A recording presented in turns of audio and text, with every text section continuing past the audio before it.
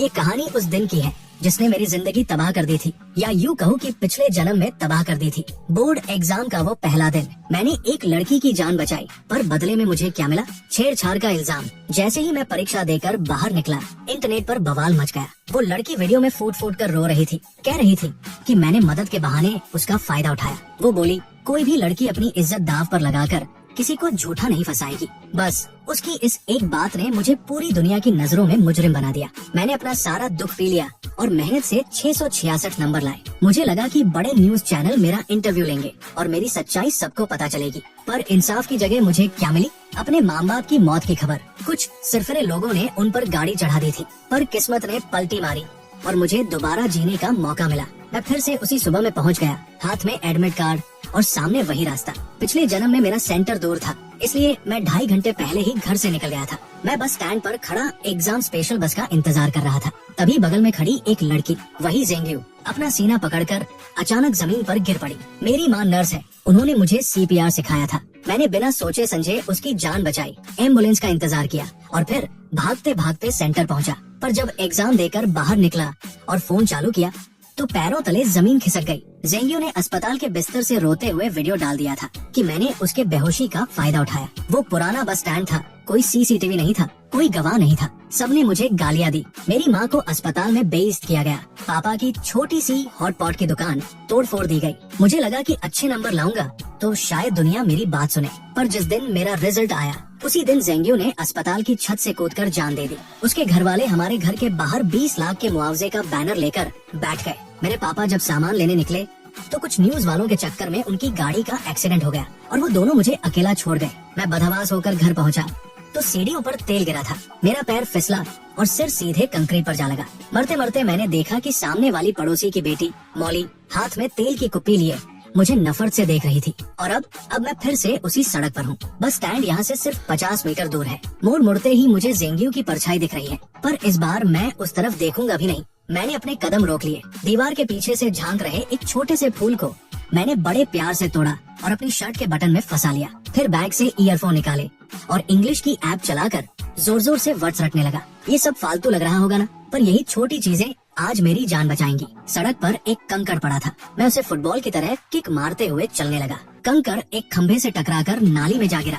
जेंग्यू बस आधे मीटर की दूरी पर थी। वो शराबियों की तरह लड़खड़ा रही थी, पर मैं तो पत्थर के पीछे नाली में कूद गया। झाड़ियों से मेरी आंखों पर खरोच आई तो मैंने चश्मा उतारकर बैग में रख लिया। नाली सूखी थी। मैंने अपनी आस्तीनें ऊपर चढ़ाई और पत्थरों को साइज के हिसाब से सजाने लगा। धूप में वो पत्थर हीरे जैसे चमक रहे थे। मैंने बड़े चाव से उनकी फोटो खींची और स्टेटस डाल दिया। पिछले जन्म में इस वक्त मैं उसकी छाती दबाकर उसकी जान बचा रहा था और आज मैं यहाँ पत्थरों से खेल रहा हूँ। मैंने एक दिल के आकार का पत्थर उठाया, उसे टिश्यू पेपर से रगड़ रगड़ कर साफ किया और सूरज की रोशनी में ऊपर उठाकर जोर से चिल्लाया, हार्ट। मैं तो गाने भी गाने लगा। बिना चश्मे के मुझे सब धुंधला दिख रहा था, बस हरियाली नजर आ रही थी। तभी मोगरे के फूलों की खुशबू आई। लोहे की जाली के पीछे एक दादाजी पौधों को पानी दे रहे थे। उनके घर की छत पर लगा कैमरा सीधे मेरी तरफ था। मैंने हेडफोन हटाकर कहा, राम राम दादाजी, आपके मोगरे की खुशबू तो मोहल्ले भर में महक रही है। वो खुश हो गए, बोले, बेटा पेपर देने जा रहे हो? मैंने हाँ कहा।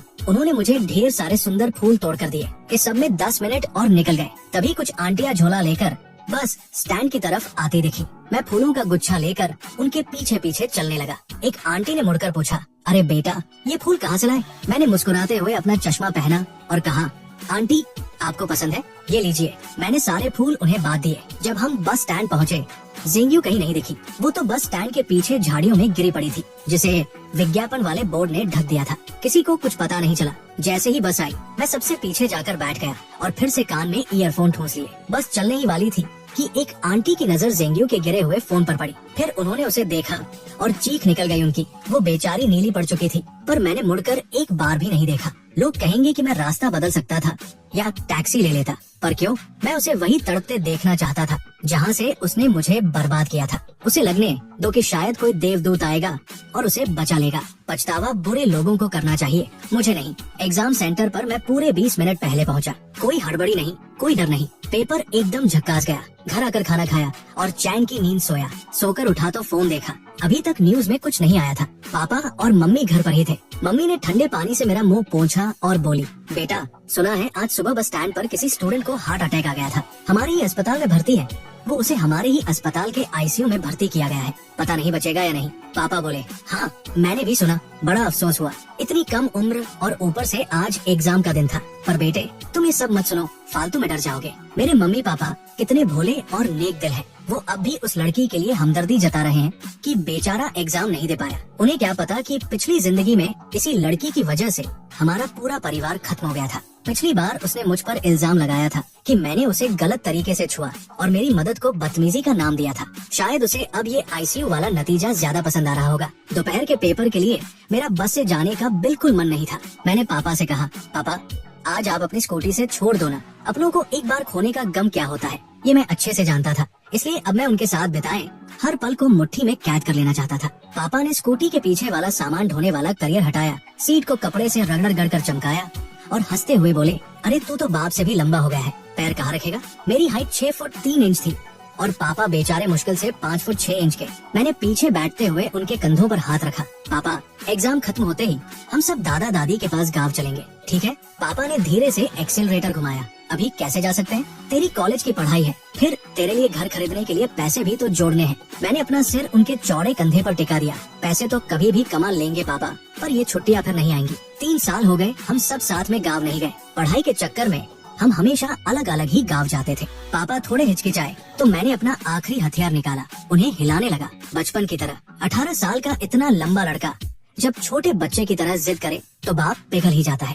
अरे ओए सीधा बैठ, गिराएगा क्या। पापा खिलखिला कर हंसे। ठीक है भाई, कल का माल उतर गया है, बस एक दिन और दुकान खोलूंगा, फिर परसों सीधे गाँव, वही तेरा रिजल्ट देखेंगे। दादा दादी भी खुश हो जाएंगे। एग्जाम सेंटर पहुंचकर जब मैंने पीछे मुड़कर देखा, पापा अपनी स्कूटी थामे बड़े प्यार से मुझे देख रहे थे। मेरी आंखें भर आई। मैंने मुक्का दिखाकर उन्हें ऑल द बेस्ट कहा और अंदर चला गया। पेपर एकदम जबरदस्त हुआ। आखिर मैं अपने स्कूल का टॉपर जो था। अगर जेंग्यू वाला कांड न होता तो मेरा भविष्य कितना सुनहरा होता। शाम को पापा फिर लेने आए। हाँ गाम, थका तो नहीं, भूख लगी है, पानी पिए जा। उन्होंने थर्मस से पानी पिलाया। मैंने अंगड़ाई ली और कहा, पापा बस अब सोना है। पिछले जन्म में उस हादसे के बाद मैं एक रात चैन से नहीं सोया था। आज तो नींद जैसे आंखों पर चढ़ी जा रही थी। घर पहुंचा, मम्मी नाइट शिफ्ट पर थी। पापा खाना बनाने लगे और मैं नहाकर कमरे में आ गया। इंटरनेट पर अभी भी सन्नाटा था।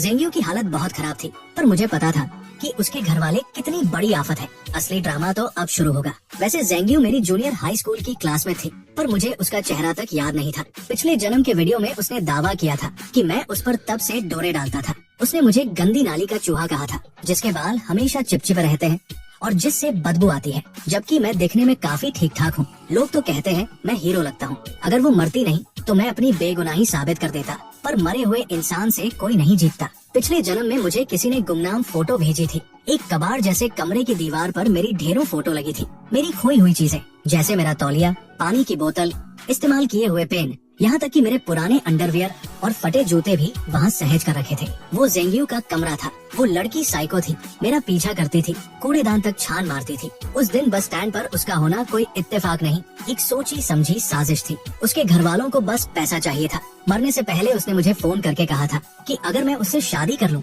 और उसके माँ बाप को 10 लाख का दहेज दे दूं तो वो सब ठीक कर देगी। मुझे ऐसा लगा जैसे किसी चूहे ने मुझे चुमने को कह दिया हो। मुझे उल्टी आ गई थी। उसके बाद उसने सुसाइड कर लिया। मेरे पास रिकॉर्डिंग थी, पर दुनिया ने कहा मरने वाला झूठ नहीं बोलता। पर एक सवाल अभी भी था, उसे कैसे पता था कि मैं उसी बस स्टैंड पर आऊंगा। तभी मुझे याद आया, मरते वक्त मैंने अपनी पड़ोसी मौली को देखा था। मौली और मैं साथ ही पढ़ते थे, पर हमारे घरों में कभी बातचीत नहीं होती थी। उसके माँ बाप टीचर थे और बड़े सख्त थे। उसकी जिंदगी का एक एक मिनट उनके हिसाब से चलता था। अक्सर हमारे कमरे की दीवार के पीछे से उनके चिल्लाने की आवाज आती थी, गधी है तू, उस पड़ोस के चाट बेचने वाले के लड़के से कुछ सीख। मेरे पापा ने पहले चाट का ठेला लगाया था, फिर मेहनत से दुकान खोली। वो लोग हमें नीचा समझते थे, पर मैं पढ़ाई में हमेशा नंबर बनाता था, जिससे मौली को मुझसे नफरत होने लगी थी। अगले दिन के पेपर के बाद मैंने दोस्तों के साथ पार्टी का बहाना बनाया और गुपचुप 3 छोटे हिडन कैमरे खरीद लाया। मुझे अपनी ताकत पर भरोसा था, पर इन लोगों की चालबाजियों से बचने के लिए सबूत जरूरी थे।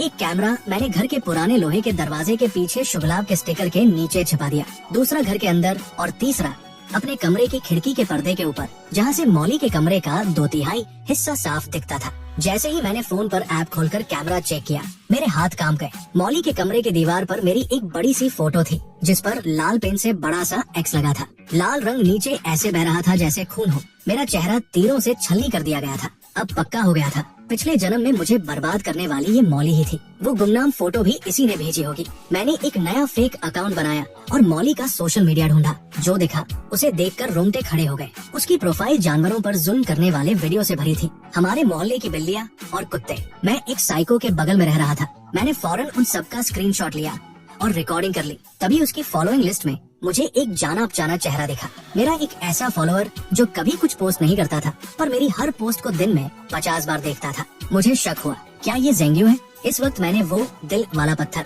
और अपने घर के आंगन के मोगरे के फूलों की एक साथ फोटो खींची और इंटरनेट पर डाल दी। साथ में एक प्यार भरी कहानी भी शेयर कर दी। एग्जाम खत्म होने के अगले ही दिन मम्मी ने अपनी 15 दिन की छुट्टी ले ली। पापा ने दुकान पर ताला जड़ा और हम तीनों सीधे अपने गांव निकल गए। जब गांव वालों ने गले लगाया, तब जाकर कलेजे को ठंडक मिली। पिछले जन्म का वो सारा डर और तनाव जैसे कहीं गायब हो गया। मैं अपने छोटे भाइयों और कुत्ते के साथ खेतों में पागलों की तरह दौड़ता खेलता, पर मेरी नजर अभी भी ज़ेंग्यू की खबरों पर थी। उम्मीद के मुताबिक आईसीयू में 6 दिन रहने के बाद उसे होश आ गया और बिल्कुल पिछले जन्म की तरह उसने इंटरनेट पर रोना धोना शुरू कर दिया। उसने बस स्टैंड पर मौजूद उन 7 आंटियों, बस ड्राइवर और मुझ पर इल्जाम लगाया कि हमने उसे मरते हुए छोड़ दिया। उसकी हालत सच में तरस खाने लायक थी। दिल का दौरा पड़ने और इलाज मिलने के बीच 40 मिनट का गैप हो गया था, जिससे उसके शरीर की बैंड बच चुकी थी। अब उसे जरा सा भी झटका लगता तो उसकी जान जा सकती थी। दिमाग की कोशिकाओं को गहरा नुकसान पहुंचा था और ऑक्सीजन की कमी से उसकी किडनियां फेल हो गई थी।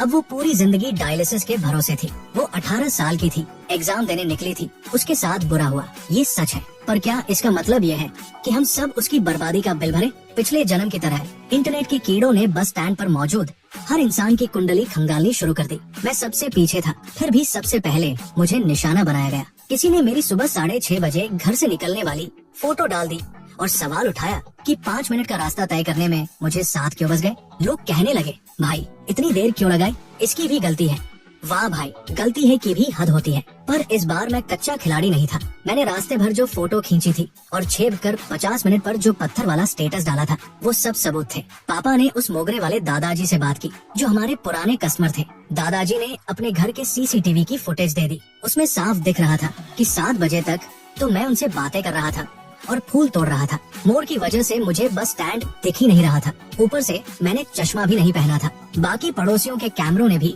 साबित कर दिया कि मैं वही था। बस के कैमरे ने दिखा दिया कि मैं बस स्टैंड पर पैर रखने से पहले ही गाड़ी में चढ़ गया था। मेरा ज़ेंग्यू से आमना सामना हुआ ही नहीं। जब इतने पक्के सबूत सामने आए तो लोगों की सहानुभूति मेरी तरफ मुड़ गई। मैं तो एक सीधा साधा स्टूडेंट था जिसे बेवजह घसीटा जा रहा था, और वो आंटिया, भाई साहब, वो तो प्रोफेशनल फाइटर निकली। जैसे ही जिंग परिवार ने उन पर इल्जाम लगाया, आंटियों ने सीधा उन पर मानहानि का केस ठोक दिया। खासकर वो बॉबकट वाली आंटी, वो तो पूरे शहर की दबंग थी। उन्होंने जिंग परिवार की ऐसी तैसी कर दी। इधर ज़ेंग्यू की हालत ये थी कि उसे होश आते ही वो मेरे प्रोफाइल को दिन में 100 बार चेक कर रही थी। मैंने भी चालाकी की, रोज मोगरे के फूल की फोटो डालता और उस पर मिस यू, लव यू वाले गुलाबी स्टिकर चिपका देता। वो पागल हो गई थी। रात के 3 बजे तक मेरा प्रोफाइल चेक करती थी। मुझे तो लगा था शायद हार्ट अटैक से निपट जाएगी, पर कहते हैं ना, नीम हकीम खतराए जान, और पापियों की उम्र लंबी होती है। उसने सहानुभूति बटोरने के लिए लाइव स्ट्रीमिंग शुरू कर दी। गरीबी का रोना रोया, अस्पताल के बिल दिखाए। कुछ भोले लोगों ने उसे पैसे भी दान कर दिए। फिर आया वो दिन जिसका सबको इंतजार था, रिजल्ट। हम सब कंप्यूटर के सामने बैठे थे। पिछले जन्म में इतने तनाव के बाद भी मेरे 658 नंबर थे। इस बार क्या होगा? मैंने रोल नंबर डाला और स्क्रीन पर कुछ नहीं आया। पापा पसीने पसीने हो गए। दादाजी को लगा गांव का इंटरनेट खराब है। मैंने धीरे से दादाजी का हाथ पकड़ा और मुस्कुराते हुए कहा, दादाजी, टॉप 50 बच्चों के नंबर सीधे स्क्रीन पर नहीं दिखाए जाते। मम्मी पापा को बात समझ आई और वो पागलों की तरह नाचने लगे। पूरे मोहल्ले और गांव को पता चल गया कि कुछ बड़ा हुआ है। दादाजी की तो आंखों से आंसू ही नहीं रुक रहे थे। उन्होंने पापा को डांटा, अरे ओ बुद्धू, खड़ा क्या है, जा शहर से मीट मछली और मिठाई मंगवा, पूरे गांव को दावत देंगे। तभी पापा का फोन बजा। नंबर देखते ही मेरी चीख निकल गई। पापा, ये तो टॉप यूनिवर्सिटी वालों का फोन है। पापा के हाथ कांप रहे थे, फोन ही नहीं उठा पा रहे थे। दादाजी ने फोन छीना और बड़े टशन में बोले, हेलो, हाँ मैं उसका दादा बोल रहा हूँ। जी जी, बहुत शुक्रिया। पापा और मम्मी ने कान लगा रखा था, पर दादाजी ने उन्हें पास नहीं आने दिया। फोन कटा तो दादाजी और पापा दोनों रो पड़े। बेटा तूने तो कमाल कर दिया, तेरे 708 नंबर आए हैं, तू पूरे स्टेट का टॉपर है। बस फिर क्या था, टीवी वाले गांव पहुंच गए, मेरा इंटरव्यू हुआ, पूरे देश में मेरा नाम छा गया। जो लोग पहले जेंग्यू की बातों में आकर मुझे कोस रहे थे, अब वो मेरी तारीफों के पुल बांध रहे थे। जेंग्यू की पोल खुल गई, लोग उसे सोशल मीडिया पर झूठी और अटेंशन सीकर कहकर गलियां देने लगे। स्कूल कॉलेज वाले पापा को फोन करके इनाम देने की बात करने लगे। पापा बोले अब गाँव में नहीं रुक सकते, शहर जाना होगा, एडमिशन की औपचारिकताएं पूरी करनी है। दादा दादी को डर था कि कहीं कोई मेरा एडमिशन लेटर ना चुरा ले। मैं तो चाहता था कि गांव में तब तक रुकूं जब तक जेंग्यू का तमाशा खत्म ना हो जाए, पर पूरा परिवार गाड़ी में बैठा और हम वापस जंगचिंग शहर आ गए। जैसे ही हमारी गाड़ी मोहल्ले के गेट पर रुकी, पड़ोसियों ने हमें ऐसे घेर लिया जैसे कोई फिल्मी सितारा आया हो। मजबूरी में हमें नीचे उतरना पड़ा। मेरे पापा पुराने बिजनेसमैन हैं, मोहल्ले के हर बंदे को जानते हैं। लोग चिल्लाने लगे, अरे सेठ जी वापस आ गए, बधाई हो भाई, क्या खिलाया था लड़के को, 708 नंबर, कैसे पढ़ता था ये। पापा फूलकर कुप्पा हो गए, अरे हमने क्या सिखाना था, ये तो हमेशा क्लास में टॉप 3 में रहता था। एक आंटी ने पूछा, ये खाता क्या है, कौन सी किताबें पढ़ता है। पापा ने मौका देखकर चौका मारा, अरे और क्या खाएगा, हमारी दुकान की स्पेशल मटन करी और मसाला हांडी खाता है, एकदम असली मसालों वाली, दिमाग तेज और पेट ठंडा। पापा ने मुझे आगे कर दिया, मैं भी जानबूझकर पंजों पर खड़ा हो गया ताकि अपनी 6 फुट से ज्यादा की हाइट दिखा सकूं। आंटियां मुझे ऊपर नीचे से देखने लगी, कोई सिर पर हाथ रख रही थी तो कोई गाल खींच रही थी। सब कह रहे थे कितना सुदर्शन लड़का है, खानदानी शक्ल है इसकी। सब अपनी औलादों के लिए मेरा आशीर्वाद चाह रहे थे। बड़ी मुश्किल से पीछा छुड़ाकर घर की तरफ भागा तो पापा ने चाबियों का गुच्छा मेरी तरफ उछाला और बोले, जल्दी जा दुकान खोल और साफ सफाई कर, मैं माल लेकर आता हूँ, तेरी कॉलेज की फीस भी तो निकालनी है। पापा को अभी भी अपने टॉपर बेटे की डिमांड का अंदाजा नहीं था। मैं और मम्मी अभी दुकान झाड़ ही रहे थे कि पूरा मोहल्ला दुकान पर टूट पड़ा। पड़ोसियों ने तो मम्मी को सलाह दे दी कि दुकान का नाम सेठ जी की दुकान से बदलकर टॉपर की दुकान रख दो। तभी मेरे स्कूल के दोस्त भी पहुंच गए, सबका रिजल्ट अच्छा आया था। वो कहते हैं ना, चढ़ते सूरज को सब सलाम करते हैं। आज वही लोग मेरी आरती उतार रहे थे जो पिछले जन्म में मुझ पर सड़े हुए अंडे और कचरा फेंक रहे थे। रात के 12 बजे तक दुकान पर इतनी भीड़ रही कि सारा सामान खत्म हो गया। पूरे बाजार की रौनक लौट आई थी। नुक्कड़ वाली फूल वाली आंटी ने हमें एक बड़ा सा बुके दिया, सूरजमुखी, गुलाब और मोगरा। हम तीनों हाथ में हाथ डाले घर की तरफ चल दिए। मम्मी पापा आगे चल रहे थे और मैं गुलाब के फूलों के पीछे छिपकर एक सेल्फी ले रहा था। जैसे ही हम घर के दरवाजे पर पहुँचे, सामने वाला दरवाजा खुला। मौली के मम्मी पापा बाहर निकले, उनके चेहरे पर एक बनावटी और चापलूसी भरी मुस्कान थी। अरे सेठ जी, बड़ी देर कर दी आज। पापा ने मुस्कुराकर जवाब दिया, हाँ भाई, आज धंधा जरा चोखा था। बस इतनी सी बात हुई और हम अपने अपने घर में घुस गए। मैं सीधा नहाने गया और कमरे में आते ही फोन चेक किया। वही हुआ जिसका मुझे इंतजार था। जेंग्यू मेरा प्रोफाइल देख रही थी। मेरा अकाउंट असली नाम से था और कई दोस्तों ने उस पर कमेंट किया था कि भाई क्या चक्कर है, प्यार व्यार हो गया क्या। मैंने किसी को मना नहीं किया। तभी मैंने अपने कमरे के कैमरे की लाइव फीड देखी और मेरी चीख निकल गई। मम्मी भागते हुई आई, क्या हुआ बेटा। स्क्रीन पर दिख रहा था कि मौली दीवार से कान लगाकर हमारी बातें सुन रही थी। मैंने झट से फोन तकिए के नीचे छिपाया और हाथ में चार्जर लेकर बैठ गया। कुछ नहीं मम्मी, बस ये चार्जर पैर पर गिर गया था। मम्मी ने लाड जताया और चली गई। उनके जाते ही मैंने ईयरफोन लगाए। मौली अभी भी दीवार से चिपकी थी। उसकी आंखें मेरी खिड़की पर गड़ी थी। उसके बिखरे हुए काले बाल किसी चुड़ैल जैसे लग रहे थे। जब उसे लगा कि मेरे कमरे से कोई आवाज नहीं आ रही तो वो पागल हो गई। उसने हाथ में एक नुकीली चीज उठाई और बिस्तर के पीछे लगी मेरी फोटो को पागलों की तरह गोदने लगी। अगर मैं उसके सामने होता तो वो मुझे 100 बार चाकू मार देती। मैंने अपनी अलमारी से कसरत करने वाला ग्रिपर निकाला और प्रैक्टिस करने लगा। साथ ही पिछले कुछ दिनों की रिकॉर्डिंग देखी। पता चला कि एग्जाम खत्म होने के बाद मौली के माँ बाप ने उसे जबरदस्ती फिर से पूरा पेपर हल करवाया था। रात के 2 बजे तक वो उसे टॉर्चर करते रहे। अगले दिन उसे बहुत पीटा गया क्योंकि उसके नंबर कम आए थे। 600 नंबर लाने वाली लड़की 490 पर अटक गई थी। उसे खाना तक नहीं दिया गया। वो रात भर मेरी खिड़की के बाहर किसी साई की तरह खड़ी रही। बहुत खौफनाक नजारा था, पर पिछले जन्म में जो मेरे परिवार के साथ हुआ उसके सामने ये कुछ भी नहीं था। मैंने जानबूझकर खिड़की का पर्दा थोड़ा खुला छोड़ा और दीवार के सहारे लगकर एक सेल्फी ली। फोटो में मेरा साइड फेस और मौली के कमरे की वो खौफनाक दीवार एक डरावनी फिल्म के पोस्टर जैसी लग रही थी। मैंने उसे पोस्ट कर दिया और ओनली मी सेटिंग कर दी। जेंग्यू 1 सेकंड में ऑनलाइन आ गई। मैंने फोटो ऐसी सेट की थी कि वो ना तो स्क्रीनशॉट ले सके और ना ही रिकॉर्ड, बस उसके सन की दिमाग पर गहरी छाप छोड़ जाए। इसके बाद मैंने एक गाना शेयर किया, वही गाना जो मौली को बहुत पसंद था। अगले 1 हफ्ते तक मैंने यही ड्रामा जारी रखा। जेंग्यू पागलों की तरह रात रात भर मेरा प्रोफाइल चेक करती रही। जेंग्यू के अस्पताल से डिस्चार्ज होने से 1 दिन पहले स्कूल के ग्रुप पर लोग उससे मिलने जाने की बात करने लगे। एक दोस्त ने मुझे भी बुलाया, पर मैंने सीधा ग्रुप छोड़ दिया और उन सबको ब्लॉक कर दिया। जेंग्यू ने मुझ पर झूठा इल्जाम लगाया था और ये महात्मा लोग उसके पास फल लेकर जा रहे थे।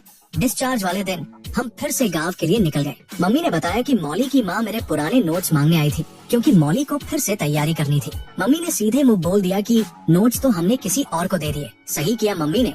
जो लोग पहले हमें नीचा दिखाते थे, आज वो हमारे तलवे चाट रहे हैं। पापा ने मेरे सारे नोट्स और किताबें संभाल कर रखी थी, ताकि गांव के छोटे भाई बहनों के काम आए। गांव में मेरी कामयाबी का जश्न मनाया जा रहा था। जिस दिन शहर में मेरे दोस्तों की पार्टी थी, उसी दिन गांव में मेरी सफलता की दावत थी। दावत से पहले दादाजी मुझे पूर्वजों की कब्र पर ले गए। हमने वहाँ अगरबत्ती जलाई और पूर्वजों को बताया कि उनका पोता टॉपर बन गया है। धुएं के गुबार के बीच मैंने हाथ जोड़कर मन्नत मांगी, हे पुरखों, बस आज रात जेंग्यू का वो पागलपन जाग जाए और वो उस मौली को अपने साथ ले जाए। मुझे अंदाजा नहीं था कि मेरे पूर्वज इतनी जल्दी सुन लेंगे। रात को मैं सोने ही वाला था कि फोन बजा। मेरे स्कूल के ग्रुप से जुड़े एक दोस्त का फोन था। मैंने जब हाई स्कूल ग्रुप खोला तो मेरा कलेजा मुंह को आ गया। वहाँ वीडियो और फोटो की बाढ़ आई हुई थी। धीरे धीरे पूरी कहानी सामने आने लगी। हमारे मोहल्ले से कुछ ही दूरी पर वो सड़क है जहाँ सब कुछ खत्म हुआ। पार्टी खत्म करके मेरे दोस्त बाहर निकले थे। कोई बातें कर रहा था तो कोई बस का इंतजार। तभी वहाँ मौली और जेंग्यू साथ साथ दिखी। पता नहीं उनके बीच क्या बात हुई, पर अचानक दोनों में जोरदार बहस शुरू हो गई। दोस्तों ने बताया कि बहस इस बात पर थी कि जिस दिन जेंग्यू को हार्ट अटैक आया था, वो मौली से फोन पर बात कर रही थी और मौली ने उसे कुछ ऐसा कह दिया था जिससे उसे सदमा लगा। दोनों जानी दुश्मन की तरह सड़क पर ही गुत्थम गुत्ता हो गई। उसी वक्त एक तेज रफ्तार रेत से भरा ट्रक वहाँ से गुजरा। जेंग्यू ने अपना सारा जोर लगाया और मौली को ट्रक के सामने धकेल दिया, पर मौली भी कम खिलाड़ी नहीं थी। उसने मरते मरते जेंग्यू का हाथ पकड़ लिया और उसे भी अपने साथ खींच लिया। दोनों ट्रक के पिछले पहियों के नीचे आ गए। जेंग्यू की मौके पर ही मौत हो गई और मौली के दोनों पैर कट गए। उसका शरीर सड़क पर बुरी तरह रगड़ गया था। ये मंजर बिल्कुल वैसा ही था जैसा पिछले जन्म में मेरे माँ बाप के साथ हुआ था। मौके पर मौजूद मेरे दोस्त बदहवास हो गए। कोई रो रहा था तो कोई उल्टियाँ कर रहा था। जब मैं ये खबर सुनी तो मैं रजाई में मुंह छिपाकर पागलों की तरह हंसा। मेरी आंखों से आंसू निकल आए, पर वो खुशी के थे। मौली को 2 दिन बाद होश आया। उसके कूल्हे के नीचे का हिस्सा काटना पड़ा था और उसकी खाल इतनी छिल गई थी कि डॉक्टरों को उस पर मछली की खाल लगानी पड़ी।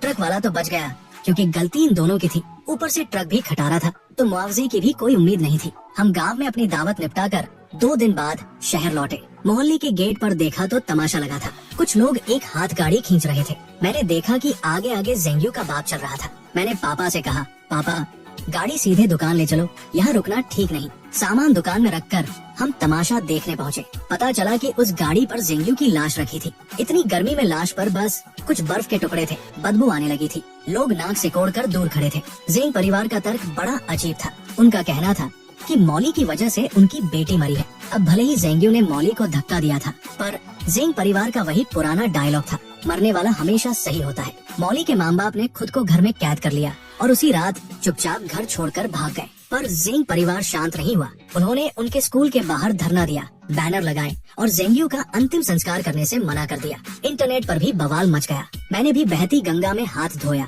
और चुपके से मौली का वो जानवरों पर जुल्म करने वाला अकाउंट वायरल कर दिया। बस फिर क्या था, पूरा देश उनके खिलाफ हो गया। लोग मौली के अस्पताल के बाहर मरे हुए जानवरों की फोटो और बद्दुआओं वाले पोस्टर चिपकाने लगे। जो नफरत पिछले जन्म में मेरे परिवार ने झेली थी, आज वो सब उनके साथ हो रहा था। पर मुझे पता था कि ये लोग अभी भी खतरनाक हैं। मौली के माँ बाप टीचर थे, एक बायो का और एक केमिस्ट्री का। ऊपर से अब उनकी बेटी अपाहिज हो गई थी, एज चली गई थी, नौकरी छूट गई थी और पैसा खत्म हो गया था। ऐसे लोग जहरीले नाग की तरह होते हैं। मैं साये की तरह अपने माँ बाप के साथ रहने लगा। उन्हें अकेले बाहर नहीं जाने देता था। शुरू में उन्हें लगा मैं मजाक कर रहा हूँ, पर जब मैंने उन्हें पूरा खतरा समझाया तो वो भी सावधान हो गए। एक हफ्ते बाद खबर आई जिसने पूरे देश को हिलाकर रख दिया। ट्रक कंपनी ने इंसानियत के नाते जेंग परिवार को 5 लाख रुपए दिए थे, जिसके बाद उन्होंने गांव में तेरवी रखी। जेंग के माँ बाप को लाइमलाइट का चस्का लग गया था। उन्होंने पूरे गांव को दावत दी और उन न्यूज वालों को भी बुलाया जो मौली के खिलाफ बोल रहे थे। उनमें वो लड़का और उसके माँ बाप भी थे जिन्होंने पिछले जन्म में मेरे माता पिता का एक्सीडेंट किया था। वो सब वहाँ मौली के खिलाफ जहर उगलने पहुँचे थे। सैकड़ों लोग लाइव वीडियो बना रहे थे। वो मातम नहीं, कोई सर्कस जैसा लग रहा था। और जैसे ही खाना शुरू हुआ, सब के सब तड़पने लगे। वो सब लाइव कैमरे पर हो रहा था। लाखों लोग देख रहे थे और वहाँ लोग मर रहे थे। पता चला कि कातिल मौली के माँ बाप ही थे। पिछले दिन ही मौली ने अपनी हालत से तंग आकर अपनी जान दे दी थी। उसके गम और गुस्से में उसके माँ बाप पागल हो गए। उन्होंने जेंग परिवार की दावत के खाने में जहर मिला दिया था और सबको मारने के बाद खुद भी आग लगाकर मर गए। जब ये खबर टीवी पर आई तब जाकर मैंने चैन की सांस ली। पिछले जन्म के सारे गुनहगार खुद ही जलकर खाक हो गए थे। आज मैं अपने माता पिता के आशीर्वाद और अपनों की उम्मीदों को लेकर एक नए सफर पर निकल रहा हूँ। अब मेरा भविष्य उज्जवल है और मेरे पीछे कोई साया नहीं। और यही हमारी स्टोरी खत्म होती है।